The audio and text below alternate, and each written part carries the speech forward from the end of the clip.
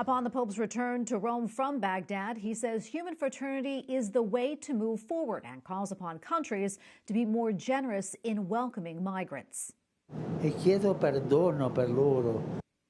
Speaking to journalists during an in-flight press conference, the Holy Father said the Iraqi Christians face many challenges and they have a human right to search for a better life. He also said his decision to visit Iraq during the pandemic followed much prayer and reflection and urges priests to be close to their flock during this difficult time. Joining us now is Dr. Maryann Cusimano Love, Associate Professor of International Relations at the Catholic University of America. Dr. Love, thank you so much for joining us. We really appreciate it. Let's talk about the Holy Father's trip to Iraq. Overall, what did you think and what stood out the most to you? Well, it was wonderful that he went at this time, Tracy, such a key time of challenges for the community there, to lift them up, to let them know that the world has not forgotten them, and to have that visible sign of solidarity and helping them to really understand how important the reconciliation process is there, not just for Iraq, but for the world as a model for other places. Yeah, and I know there was also some criticism of Pope Francis for taking this trip during the coronavirus pandemic. What did you think? Do you think he should have waited, or do you think that now was the right time? I think now is the right time. The community has waited for a long time. This has been a visit that was planned by St. John Paul II and was interrupted by violence. And one thing that I think folks are often not aware is that Iraq is a very young country. More than 40% of the population is under the age of 15, and 60% is under the age of 24. So they just don't have the high numbers of people in the very at-risk categories. And they had so many of the events outside that I think they were able to do it in a way that was very safe, made a lot of sense. Yeah, there's also been a lot of talk about the impact the Holy Father's trip has had on Iraq and the lasting effect that it could have on the country and the Iraqi people, particularly for the religious minority there. Let's talk a little bit more about that. Certainly. The Iraqi Christians have been there from the beginning of Christianity. They are some of the oldest Christian populations. They still are one of the few remaining people that still speak the language of Jesus. So the message to them and to the world that this community is not going anywhere, that despite the harms that they've suffered under persecution, they are willing and able to stay in the lands where Christianity began. It's such an important message. And for the interreligious outreach that he did, very, very important, because the government of Iraq is very new. Well, religious actors in this country and around the world are very old, so they're very revered. The voices of religious leaders are very much looked up to and appreciated.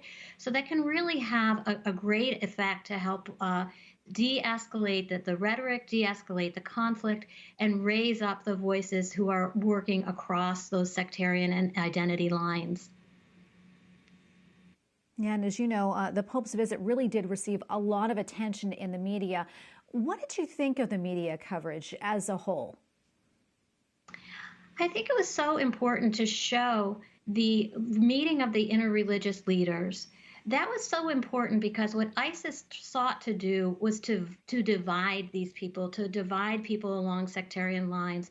So just having these images from the birthplace of Abraham, from the visit with Sistani, with the Grand Ayatollah Sistani, so important for the world to see these religious leaders coming together, and also for the Pope's messages in the various events that he had, pointing out that Muslims and Christians are working together in rebuilding in Mosul and rebuilding in the places that ISIS sought so hard to divide. The media attention, just showing those pictures of people working side by side and showing the pictures of the Iraqi Christians undeterred. They are returning to the plains of Nineveh. Such an important message that there is a future for Christianity in Iraq. There is a future for young people to stay. So the pictures were just a very important reinforcement of that. Yeah, and so powerful indeed to see those images. Quickly, I want to get to this question before I let you go. On his way back to Italy from Iraq, Pope Francis said that he planned to visit Hungary in September for the closing Mass of the International Eucharistic Congress. And he also seemed to hint that maybe, just maybe, he may visit Slovakia when he's over there. How important are these types of papal trips, and what do you think that it means for the faithful, especially during these times right now?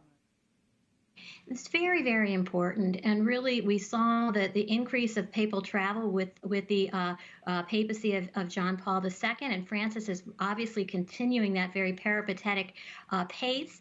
And it's really important. Most of the church around the world is in the global south now, or in developing countries.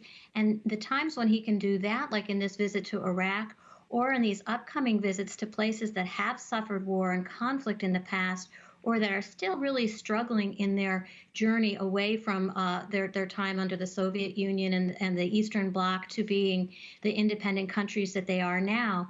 Anytime he can raise up those communities, so important for the peace building that's happening in those communities, so important for the life of the church and the energy of the church.